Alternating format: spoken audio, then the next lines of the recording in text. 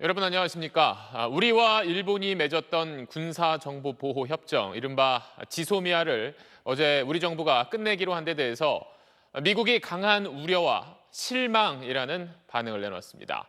동맹국이 결정한 사안에 대해서 미국이 이렇게 공개적이고 또 직접적으로 불만을 나타내는 건 매우 드문 일입니다. 자, 이런 미국 반응들을 정리한 손성민 특파원 리포트 먼저 보시고 바로 워싱턴 연결해서 그 분위기까지 살펴보겠습니다. 폼페이오 국무장관은 지소미아 종료 발표 직후 강경화 외교장관과 통화했다면서 한국 정부의 결정에 실망했다고 밝혔습니다. And I actually spoke with my South Korean counterpart this morning. We're disappointed to see the decision that the South Koreans made about that information sharing agreement. 한일 관계가 미국이 북한 문제나 전 세계에서 하는 일에서 중요하기 때문이라는 설명이 뒤따랐습니다. 에스퍼 국방장관도 정경두 국방장관과 통화해서 실망감을 표명했습니다. 공식 논평들은 수위가 더 높았습니다. 국방부는 수정 논평까지 내가면서 강한 우려와 실망이라는 표현을 썼습니다. 국무부도 지소미아 종료 결정이 동맹의 안보 이익에 부정적 영향을 주고 문재인 정부의 심각한 오해를 나타낸다고 적시했습니다. 미국이 동맹국의 결정에 실망스럽다는 표현을 쓴 것은 극히 이례적인 일입니다. 어제 청와대가 미국도 우리 결정을 이해하고 있다고 밝힌 것과는 확연한 온도차를 보인 겁니다.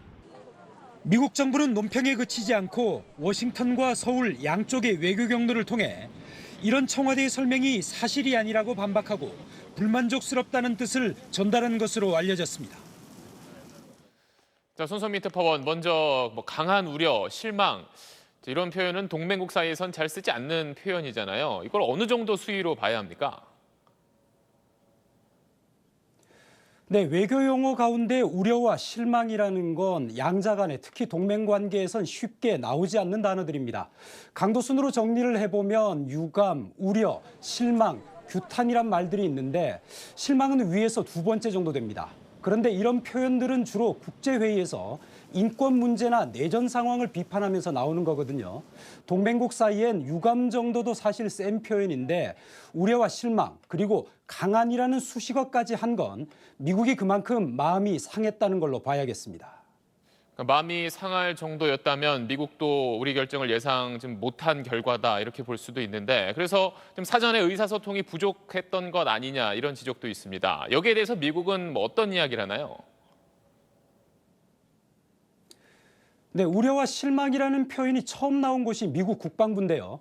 그쪽 이야기를 들어봤더니 에스퍼 국방장관의 방한 때 이야기를 합니다. 에스퍼 장관이 지난 9일 청와대에 와서 지소미아 유지를 했으면 좋겠다고 했고 청와대도 알겠다는 취지로 답했다는데 갑자기 정반대의 결정이 나오니 미국 입장에서 몹시 당혹스럽다는 겁니다.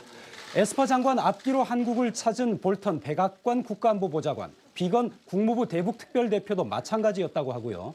미국 입장에선 백악관, 국무, 국방 세 갈래로 충분히 이야기를 했는데 결과가 그렇지 못하니 실망했다는 겁니다.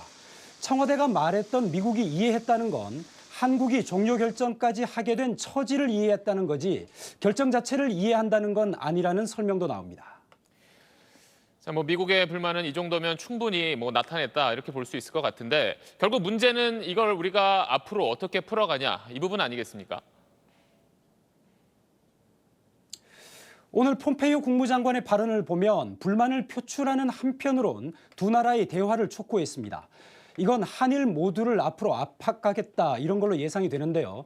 압박을 받을 때 받더라도 일본보다 억울하게 더 받진 않도록 외교적 지혜와 지금보다 더 솔직하고 긴밀한 의사소통이 필요한 시점으로 보입니다. 지금까지 워싱턴에서 전해드렸습니다.